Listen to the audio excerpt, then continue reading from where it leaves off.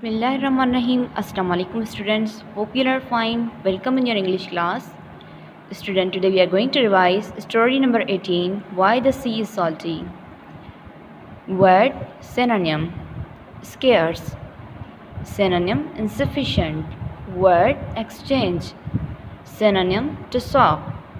Word swarming, synonym moving in a large group. Word hangle, synonym bargain. Word keen, synonym family.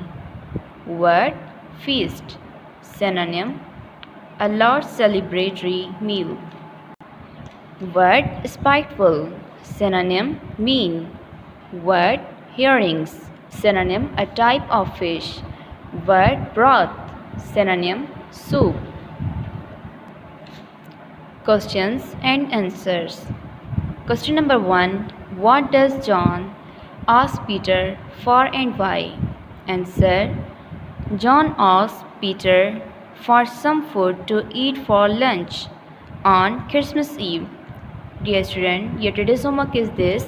Memorize word synonym and also memorize question number 1. Send your memorization work in WhatsApp group. Hope you understand. Good luck. Allah Hafiz.